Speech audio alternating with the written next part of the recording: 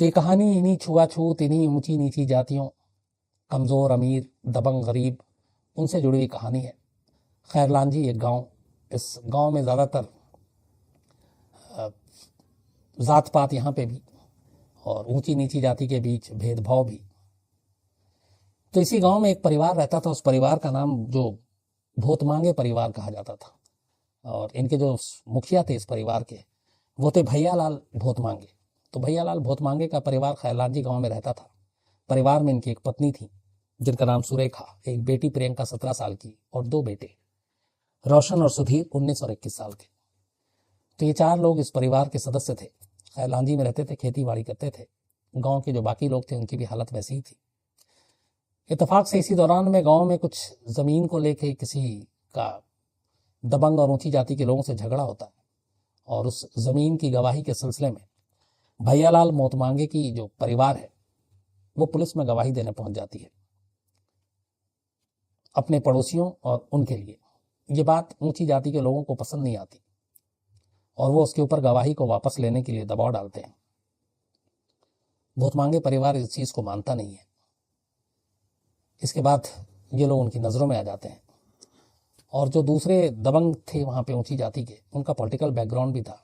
अपने देश में वैसे भी नेता लोग वोट के लिए जहां जैसा मौका मिलता है उसका इस्तेमाल करते हैं। लोग नहीं समझ पाते हैं इन बातों को। कहीं लड़वाना हो तो लड़वा देते हैं, कहीं जात पात की लकीर खींचनी है खिंचवा देते हैं, दंगा कराना हो करवा देते हैं, और ये सारी मतलब खुली हुई चीजें हैं, इसमें कोई ऐसा नहीं है। तो उन लोगों का पॉलिटिकल बैकग्राउंड भी था और उन्हें लगा कि ये सब हमसे कमजोर जाति के हैं, ये क्या करेंगे। तो उस गवाही से वो लोग थोड़े गुस्से में आ गए, और सबक सिखाने के लिए फिर उन्होंने फैसला किया कि इनको सबक सिखाना है। तारीख थी 29 सितंबर, साल था 2006।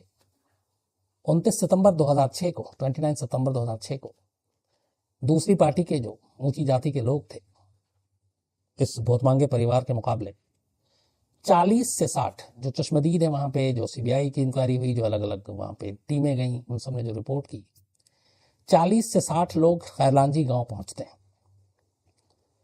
इत्तेफाक कहिए या खुशकिस्मती कहिए कि उस वक्त इस परिवार का जो मुखिया था भैयालाल भोतमांगे, वो किसी काम से अपने घर पे नहीं था और वो गांव से बाहर गया हुआ था। तो जब ये 40 से 60 भीड़ की शक्ल में खैरलांजी में भोतमांगे परिवार के घर के बाहर पहुंच जाते हैं, सभी के हाथों में डंडे, साइकिल के चेन, जो जैसा जिसको हथियार मिला, पत्थर। इसके बाद भोतमांगे की फैमिली के 4 मेंबर उस वक्त घर के अंदर जो मौजूद थे, उनकी पत्नी सुरेखा, प्रियंका, रोशन और सुधीर, इन 4 को घर के अंदर से घसीट कर बाहर लाया जाता है। भीड़ जो है वो पागल वहशी की तरह इनके ऊपर टूट पड़ती है। 3 से 4 घंटे तक ये भीड़ इन 4 को कपड़े उतार देती है, इन 4 के, और इनको बिल्कुल नंगी हालत में पूरे गांव में घुमाया जाता है। न सिर्फ घुमाया जाता है बल्कि इस दौरान में लगातार जो जिसको मन कर रहा था वो बुरी तरह से इनको पीट रहा था, मार रहा था। चश्मदीदों के मुताबिक भैयालाल भोतमांगे की जो पत्नी 44 साल की सुरेखा और बेटी प्रियंका 17 साल की, भीड़ ने इनके साथ बाकायदा गैंग रेप भी किया गांव में खुलेआम। 40 से 60 लोग थे, आप अंदाजा लगाइए, वहशत होगी सोचकर। गैंग रेप किया, बुरी तरह मारा पीटा, और गैंग रेप के बाद फिर उनकी जब हालत खराब हुई तो डंडों से, चेन से, सरिया से, जिस चीज से मौका मिला पहले बहुत बुरी तरह मारा। कुछ घंटों के बाद पहली 2 मौत होती है उस गांव में घुमा घुमा कर। पहली मौत होती है सुरेखा की और फिर दूसरी उनकी बेटी प्रियंका की। माँ बेटी का सारा हश्र दोनों के एक नजरों के सामने हो रहा था, और बेबस उनके दोनों भाई जो है वो भी उसमें शामिल थे, बट वो कुछ कर नहीं सकते थे। 40 से 60 लोग थे और उनको भी मार मार के अधमरा कर दिया गया था। तो गैंग रेप और तमाम जुल्म और ज्यादती के बाद पहले माँ बेटी को मार दिया जाता है, पत्थरों से, चेन से, डंडे से, सरिया से, और इसके बाद दोनों भाइयों की बारी आती है। कहते हैं इन भाइयों को जिस वैसी तरीके से मारा गया उसको मतलब बताना भी अजीब लगता है कि उन्हें पहले पीटा गया, फिर उनके टुकड़े किए गए। 3-4 घंटे के इस वहशीपन के बाद इन 4 की लाशों को वो भीड़ उठाती है, और इस दौरान में जब इन्हें पीटा जा रहा था, नंगा घुमाया जा रहा था, गैंगरेप हो रहा था, उन पर जुल्म ढाए जा रहे थे, तो वो गांव के अंदर गांव में रहने वाले लोगों की मौजूदगी में, और वो सब सिर्फ तमाशबीन बने हुए थे। शायद उनकी भी मजबूरी थी कि इन लोगों से पंगे लेने का मतलब अपना भी यही हाल करवाना, तो इसलिए वो बेबस थे, मजबूर थे। वो भी आगे नहीं आए, कोई भी इस भूतमांगे परिवार की मदद के लिए आगे नहीं आया, जबकि गांव में उस वक्त अच्छे खासे लोग मौजूद थे। लेकिन वो 40 से 60 लोगों की भीड़ देखकर वो भी सहम गए, और वो जीना चाहते थे, वो अपना हश्र ऐसा नहीं चाहते थे, इसलिए उन्होंने अपनी जुबान बंद रखी, देख कर भी अनदेखा कर दिया। भीड़ ने इसका फायदा उठाया, मनमानी करने के बाद, ज्यादती करने के बाद, इन चारों को मारने के बाद उसी खैरलांजी गांव के पास एक नहर है, उस नहर में ले जाकर चारों की लाश फेंक दी। इसके बाद भीड़ वहां से निकल गई। 3 से 4 घंटे का यह पूरा मामला था। उनके जाने के बाद गांव खामोश, तब भी किसी ने कुछ नहीं किया। बाद में भैयालाल भोतमांगे अपने गांव वापस आता है, लेकिन गांव में घुसने से पहले ही उसे लोग बता देते हैं कि ऐसे ऐसे तुम्हारे परिवार के साथ हुआ है और तुम मत जाओ वरना तुम्हें ही मार देंगे। मौत के डर से भैयालाल गांव में दाखिल नहीं होता है। अपने जो भी उसकी मदद थी उसके जरिए वो पुलिस से गुजारिश करता है, लेकिन इत्तेफाक से पुलिस भी इन चीज़ों पे ध्यान ही नहीं देती, या शायद उन दबंग लोगों या पॉलिटिकल प्रेशर, जो भी आप इसे कहें, पुलिस की नज़र में ये 4 मौत कोई मौत ही नहीं थी, और जो कुछ हुआ उसकी नज़र में ये कहीं से कानून की नज़र में कोई जुर्म ही नहीं था, इसलिए पुलिस ने कुछ नहीं किया। 2 दिन बीत गया। इसके बाद नहर से लाश मिलती है। जब नहर से 4 लाशें मिलती हैं और पुलिस को मालूम है ये चारों कहानी कौन लोग हैं, सब जानती है पुलिस, लेकिन पुलिस ने कुछ नहीं कहा, क्योंकि वो भी गांव और वहां के इक्वेशन और जात पात की लड़ाई इन सबको अच्छी तरीके से जानती थी। कई बार ऐसा भी होता है हमारे हिंदुस्तान में कि बहुत सारे ऐसे पुलिस स्टेशन है जहाँ पे कोई ऐसा क्राइम होता है और इत्तेफाक से वो पुलिस वाला भी अगर उनमें से किसी एक जात का निकल आता है तो वो उन्हीं की तरफ हो जाता है। हालांकि जब जो कानून की वर्दी उसके जिस्म पे है वो ये इजाज़त नहीं देती, वो कहती है कि तुम कानून का पालन करो, लेकिन वर्दी के पीछे भी इंसान होता है तो कई बार बेईमानी कर जाता है। तो यहाँ भी कुछ ऐसे ही था, लेकिन अब 4 लाशें मिली तो पुलिस को कुछ ना कुछ तो कार्रवाई करनी थी। तब भी पुलिस खानापूर्ति के लिए मामला दर्ज करती है, लाश को पोस्टमार्टम के लिए भेज देती है। इसके बाद अब इस गांव से धीरे धीरे ये खबर बाहर आती है। भैयालाल भोतमांगे वहां से निकलता है और अपने कुछ जात के नेताओं तक पहुंचता है, बताता है, लेकिन तब भी कोई असर नहीं होता। कुछ छोटे मोटे वहां के न्यूज़पेपर और उन तमाम लोगों तक भी बात जाती है, बट कोई खबर नहीं छापता। उन्हें लगता है कि ये कोई खबर ही नहीं है। महीने भर तक आप यकीन माने कोई मीडिया भी इस स्टोरी को नहीं उठाती, क्योंकि वहां लोकल न्यूज़पेपर और उसने भी इसको रिपोर्ट नहीं की, तो फिर दिल्ली तक भी ये खबर नहीं आई। लेकिन एक अखबार था जो लगातार, शायद उसका नाम सम्राट टाइम्स था, वो जो खबरें छाप रहा था, और उनकी खबरों से ही कुछ ऐसे दलित नेताओं तक ये खबर पहुंची। इसके बाद उन दलित नेताओं के जरिए दिल्ली के दलित नेताओं तक बात पहुंची। फिर दिल्ली में पूरे 1 महीने के बाद पहली बार टाइम्स ऑफ इंडिया ने इसको पूरी रिपोर्ट छापी, और तब जाकर देश को पता चला कि महाराष्ट्र में एक गांव है खैरलांजी, और उस गांव में क्या कुछ हुआ। इस खबर के बाद फिर नेताओं का ध्यान जाता है, फिर थोड़ा हंगामा होता है, लेकिन तब भी कुछ नहीं होता। सरकार भी तब तक वहां पे विलासराव देशमुख चीफ मिनिस्टर थे और आर पाटिल जो है वो होम मिनिस्टर थे, बट उस तरह की कोई कार्रवाई नहीं होती। 60 दिन बीत जाते हैं, 2 महीना। 29 सितंबर को यह हुआ था और दिसंबर का महीना आ जाता है। 60 दिन के बाद अखबारों में खबर छपने के बाद, लोगों को पता चलने के बाद, अब महाराष्ट्र के और फिर बाकी देश के हिस्से से दलित नेता वहां पहुंचते हैं और अब उनमें गुस्सा फूटता है। और इसी के बाद इस गुस्से को देखते हुए फिर मुंबई, पुणे, सोलापुर, नागपुर ऐसी जगहों पे ये लोग अब धरना प्रदर्शन शुरू कर देते हैं। इत्तेफाक से नागपुर में ऐसे धरना प्रदर्शन के दौरान थोड़ी हिंसा हो जाती है, दंगे हो जाते हैं। मुंबई के आज़ाद मैदान में भी करीब 4000 ऐसे लोग पहुंचे दलित, और खैरलांजी के हत्याकांड के लिए इंसाफ की मांग करने लगे। वहां पुलिस से भी उनकी झड़प हुई। तो जब महाराष्ट्र के छोटे छोटे इलाकों में ये दंगे और हिंसा भड़कने लगे, तब जाकर सरकार की भी आंख खुली, और उसके बाद मीडिया को भी लगा कि ये मामला बड़ा है, क्योंकि पूरे महाराष्ट्र में अलग अलग दलित वो धरना प्रदर्शन कर रहे हैं, तो क्यों कर रहे हैं, तो पता चला कि इस मुद्दे पे कर रहे हैं। तब जाकर फिर मीडिया ने भी बाकी खबरों की तरफ से ध्यान हटाकर थोड़ा सी इस खबर पे ध्यान दिया, और अब रिपोर्टिंग होने लगी न्यूज़ चैनल पे भी, अखबारों में भी।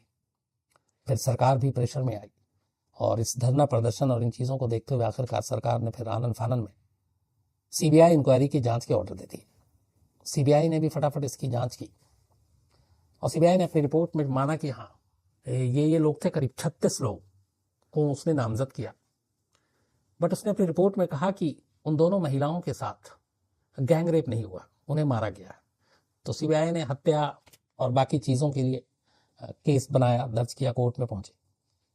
हालांकि सीबीआई की जांच पे उंगली उठी और ये कहा गया कि जो डॉक्टर थे, सरकारी डॉक्टर इस डिस्ट्रिक्ट के, भंडारा डिस्ट्रिक्ट के, जहां पोस्टमार्टम हुआ, उन डॉक्टरों को एक तरह से बरगला कर मिलाकर जो ताकतवर लोग थे उन्होंने पोस्टमार्टम रिपोर्ट बदलवा दी और पोस्टमार्टम रिपोर्ट से वो गैंग रेप की सारी चीजें हटा दी गई। इसकी एक वजह ये कही गई थी कि इससे और भी जो है हिंसा भड़क सकती है, गुस्सा भड़क सकता है।